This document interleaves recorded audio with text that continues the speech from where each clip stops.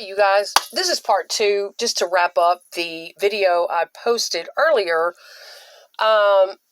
entitled Why It Is So Important to Give Our Testimony when it comes to having an experience with a covert, codependent, fragile type of narcissist, especially that kind, okay? Why is it important? Really, why is it important that we ever share our testimony on anything? And you don't have to. This is not a judgment against people who don't. This is not ever to say anything wrong against people who want to remain private, who want to deal with their trauma or their bad experiences in private. That's fine. Absolutely. I'm just putting it out there, though, that for those who can speak their testimony about anything in life, to me, that's really what makes the world go round, is everybody sharing and learning and growing from each other, okay? We all just prefer to do it in different ways. We're all comfortable doing it in different ways. So anyway, we're going to get into that quickly in this video and wrap that topic up, finishing up why I feel it's so important, especially, but really to share anything that you've experienced in this life that you think you can pass along some wisdom or knowledge to other people. Why not? Some of us feel that calling. Others do not, and it's perfectly okay either way, but I appreciate the people who do, and I'm one of those people. But now, let's narrow it back down to the specifics. I was speaking on the covert, fragile narcissist who is also very codependent, okay? And I know a lot about codependency because I myself am a codependent. I've struggled with it all of my life. It's very painful. I'm a recovering codependent. I've learned a lot about it over the years, and I have a lot to share about being codependent. But with the covert, the first video, it cut off when I was talking about how mental illness runs in my family. I have brothers who are severely mental ill. One of them is passed. One is in an institution. And then my other siblings and I, we have PTSD, anxiety disorders. And so there's a lot of things that run in my family, and I have a pretty deep understanding of a lot of this stuff. And a lot of times, narcissistic personality disorder, it just depends. Narcissism falls on a spectrum. If you've studied narcissism, you kind of know that. It falls on a spectrum and in varying degrees. We are all narcissistic. Some narcissism is healthy. Most of us can keep it balanced, though. If we need to use it or we need to pump our ego up a little bit, get up and get motivated, then we use our healthy narcissism. But we also have empathy and compassion, and we don't let narcissism rule the roost. And people who are very empty, were wounded in childhood, things they haven't dealt with, needs they haven't, milestones they haven't been able to hit in their emotional intelligence, emotional maturity, the more and more narcissistic, like a wounded child, they're going to act in different ways. So, we all have some, but it's when it goes overboard, okay? And it depends. If it's full-blown narcissistic personality disorder, that is classified as a mental illness. It's a form of mental illness. It's in the brain. And I'm still learning. I'm still doing research and trying to. It's a very complex subject to wrap your mind around. But for a lot of people, it's in the brain. And I'm even finding in my reading and research that it can be inherited. I would have to go back and double check that, and I'm still continuing to study more on it. But it's almost fascinating to me.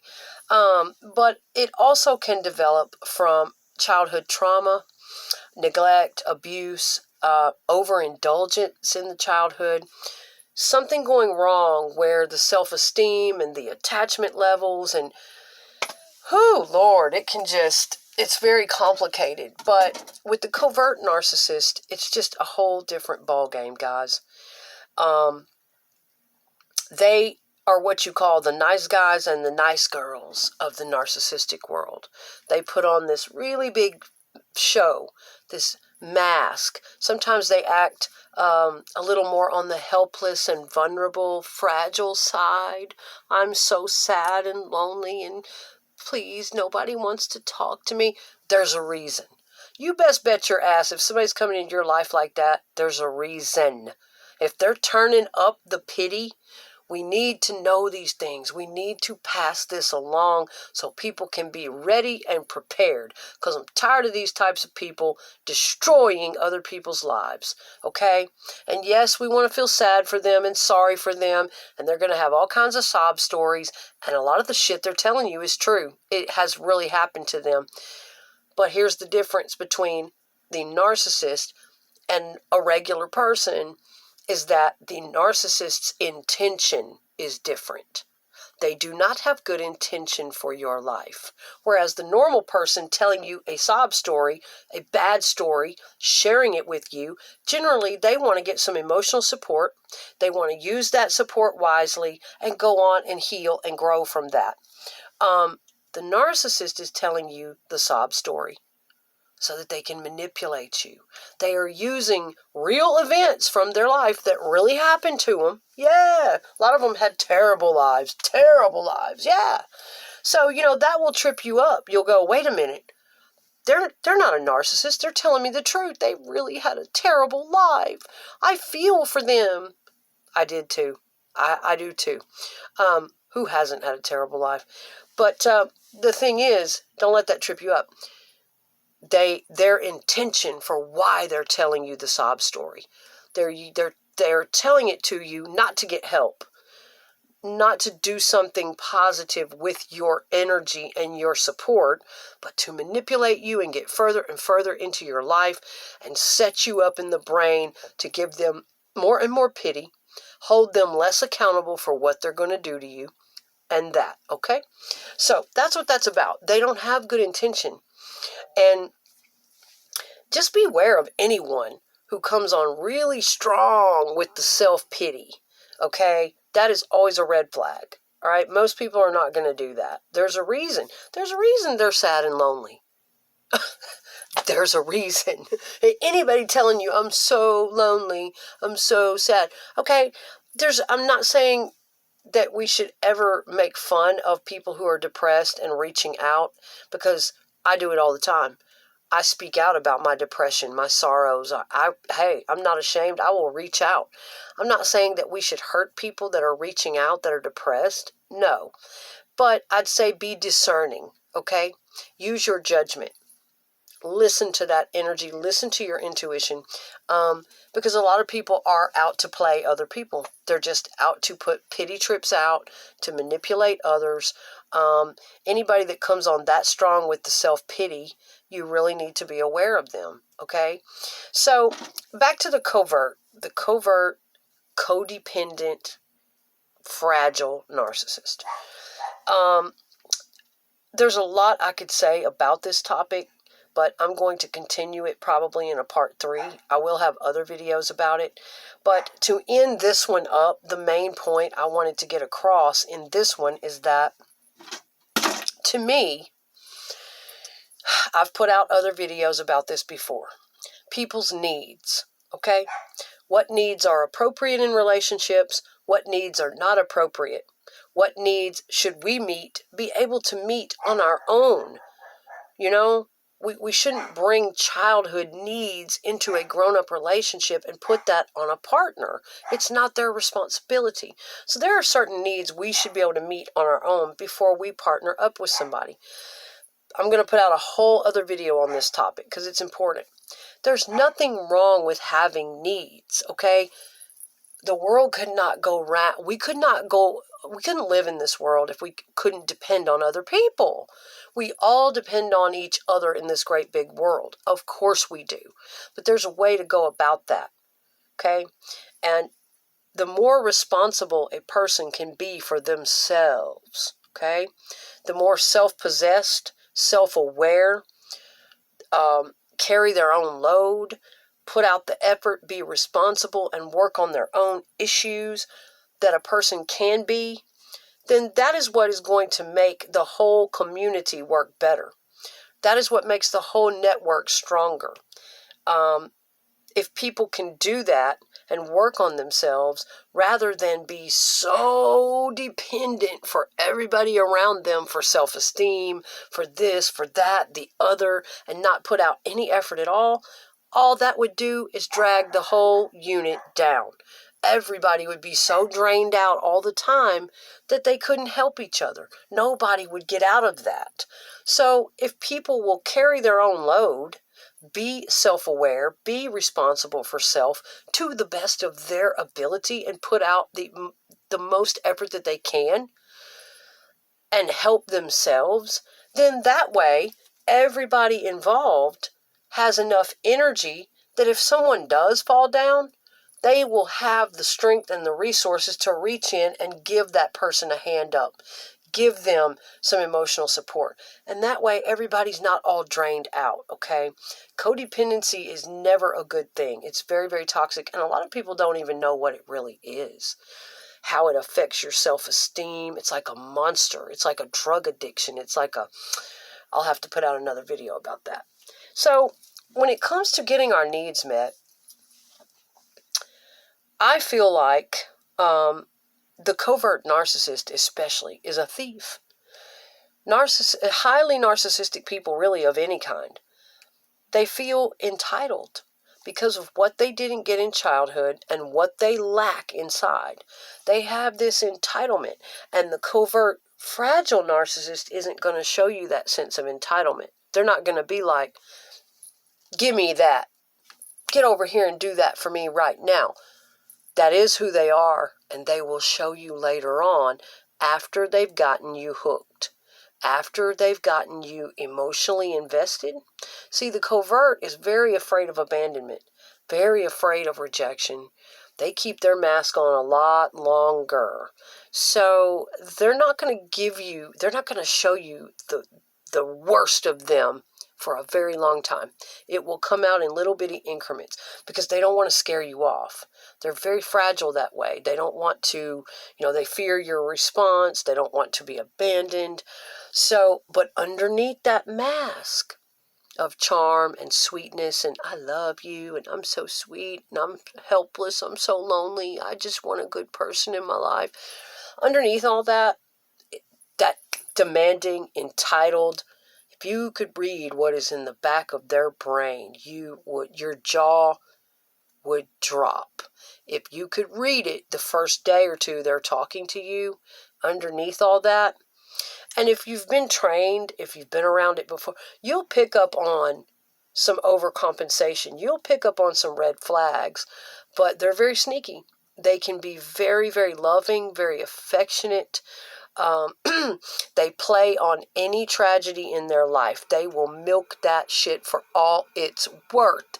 And you really won't stand a chance. That kind of happened to me.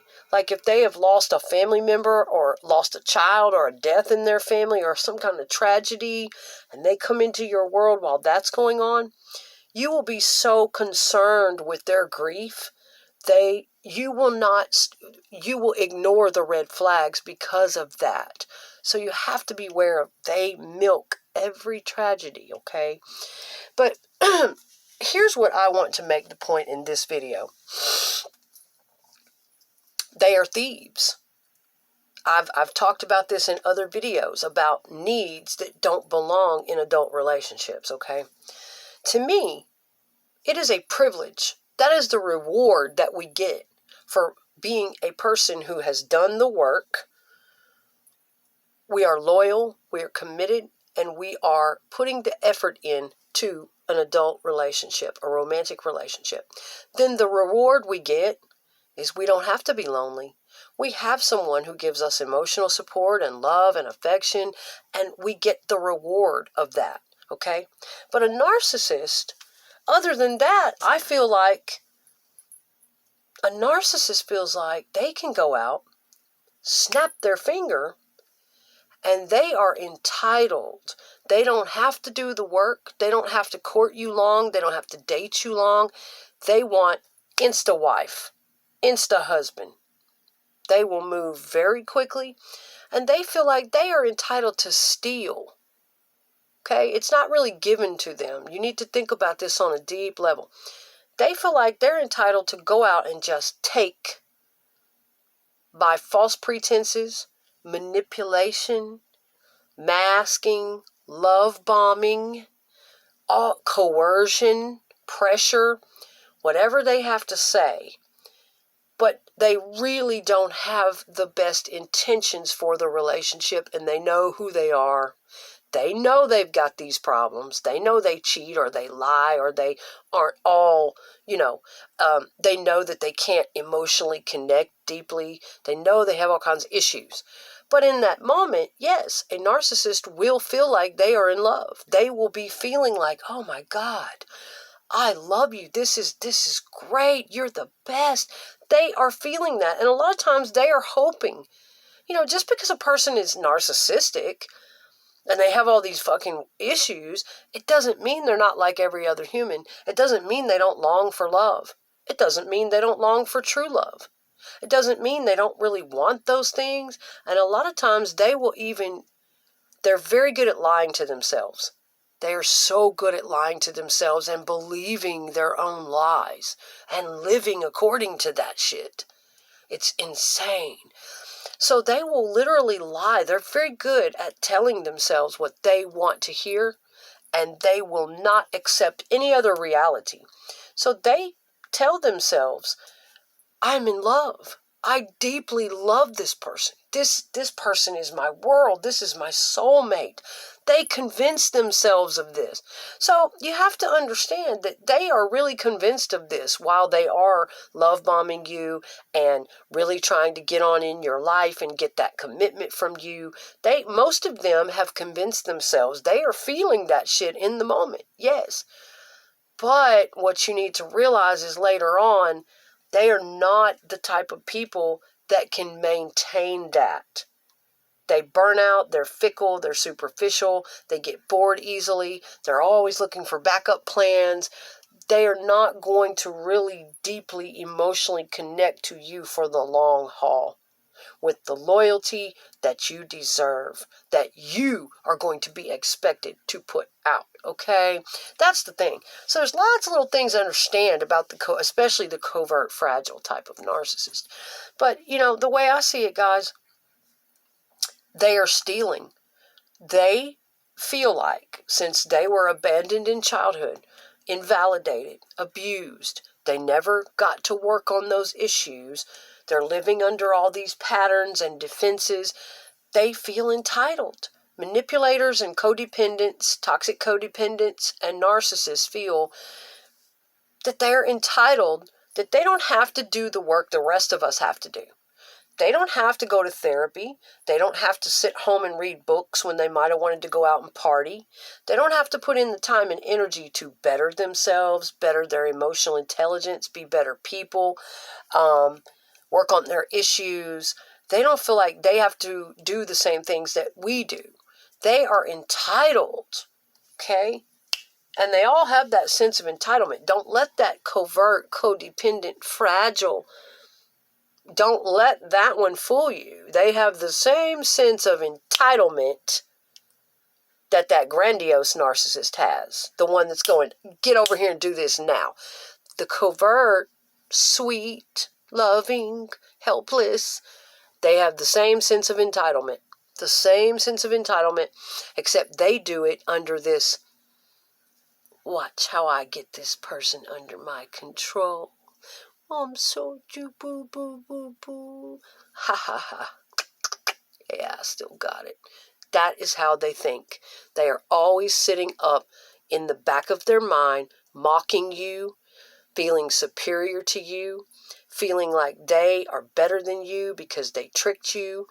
They are so damaged that they feel like you are stupid, gullible, and weak for loving them, for helping them, for believing in them, for having empathy.